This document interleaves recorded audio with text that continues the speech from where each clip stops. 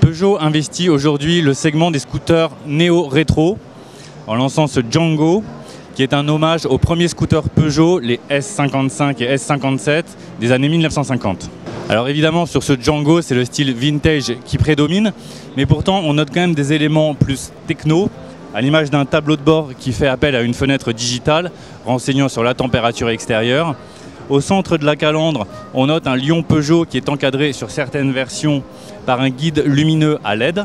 Le Django repose sur des roues de 12 pouces, mais la version 125 cm3 est équipée d'un freinage combiné avant-arrière de série.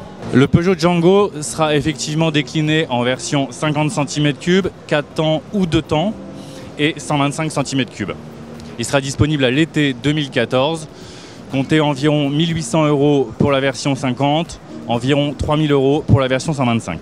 En 50 cm3, le freinage combiné sera en option. La version 4 temps et la version 2 temps reposent sur une base moteur de Peugeot Kisby. Pour ce qui concerne la version 125, Peugeot a retenu une base SIM. Ça sera un moteur refroidi par air à carburateur, environ 10 chevaux. Au niveau des aspects pratiques, le Django est plutôt bien équipé, puisqu'on note d'abord un plancher plat strié de bandes de caoutchouc, inspiration Vespa, une boîte à gants qui contient une prise 12 volts et un coffre sous la selle capable de contenir un casque jet. En réalité, ce Django est une base commune. C'est un modèle fabriqué en Chine chez le partenaire historique de Peugeot, Kinski. Sur une base donc commune, on va trouver 4 versions distinctes. La version sport, tout d'abord, celle sur laquelle je me trouve, elle se distingue par une selle matelassée monoplace, mais une selle passager sera livrée à monter au choix du client. Elle se distingue également par ses jantes de couleur alu, des rétroviseurs satinés et ses numéros de course flanqués sur la carrosserie. Son coloris bleu France est un clin d'œil à l'intemporel Peugeot 402. La version la plus simple du Django sera la version nommée Héritage. Là on trouvera une selle biplace, une carrosserie monochrome au teint de pastel, des rétroviseurs ronds chromés et des jantes couleur crème.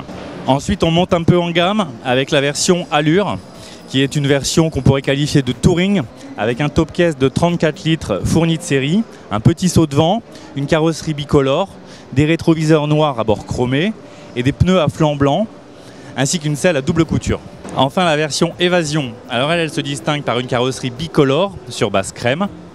On note également une selle matelassée biplace, un porte-bagages avant chromé, des pneus à flanc blanc comme la version Allure et un petit saut de vent également. Si ces 4 versions préétablies ne répondaient pas à vos attentes, sachez qu'il sera également possible de vous constituer un Django à la carte. Dans ce cas-là, il vous faudra partir d'une base existante, pneus à flanc blanc, jantes couleur alu, freinage combiné. Et à partir de là, tout est possible. Vous avez 117 possibilités de couleurs de carrosserie. Vous pouvez choisir le type de selle, le type de baguette latérale, le type de rétroviseur. Enfin, il vous faudra faire votre choix parmi les 17 options disponibles dans le catalogue d'accessoires.